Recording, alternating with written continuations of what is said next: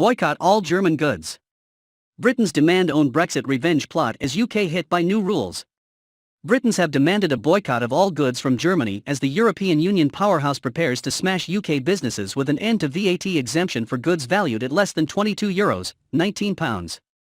From July 1, customers will have to pay import charges on all goods entering Germany from countries outside of the continental trading bloc, following a plan from Brussels aimed at coming down hard on VAT fraud. But the move from Germany has further intensified post-Brexit tensions between the UK and EU and deepened widening cracks in the trading relationship between the two sides. One UK-based SME selling music records has compared Brexit to death by 1,000 cuts because of the surging number of barriers they are coming up against, and warned their trade with the European Union is already plummeting. The record seller told freight and logistics industry news website The Lodestar, "It leaves me in a Brexit limbo right now, where I am continuing to sell stuff direct, but only low value, under €22.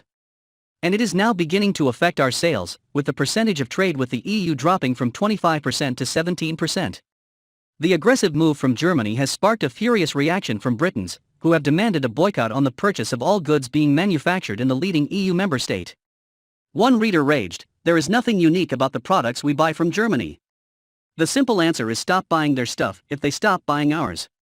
It's their loss in the end." A second person predicted, "Germany will lose out as Brits will stop buying anything made in Germany." Another reader fumed, "Boycott all German goods." One Brexiteer warned the EU inflicting more damage on their millions of citizens and own trade through bad international publicity. They said, "I'm still glad I voted for Brexit and would do again. The EU are causing more harm to their own people through bad international publicity, which could damage their own future trade." Another reader urged Boris Johnson to rip up the Brexit deal with the EU, and to begin punishing 4 million plus citizens from the bloc currently living in the UK. They commented, "The sooner we move to WTO terms and remove the historic entitled mindset of the EU citizens to just taking what they want from the UK, the better. The EU have proven not to be friends to the UK, and we should start by treating 4M plus EU visitors in the UK in the same way they are treating expats in Spain, Italy, etc." James Sibley, head of international affairs at the Federation of Small Businesses, is hopeful the £20 million SME Brexit Support Fund could help avoid some of the financial and trading issues. The SME Brexit Support Fund provides firms with £2,000 to help with training or professional advice if the business has up to 500 employees and no more than £100 million annual turnover. He told the Lodestar, "What we really need to see is policymakers on both sides of the channel doing their utmost to minimize additional tariff and non-tariff barriers for the smallest firms as we try to get the global economy back on track." Fundamentally though, firms are struggling with the new requirements that have arisen because of the EU-UK trade deal, and ending the VAT exemption will hit a lot of firms hard. The latest figures from the Office for National Statistics, ONS, showed in March 2019, imports from the remaining 27 EU member states totaled £25.2 billion, compared with £17.8 billion for the rest of the world.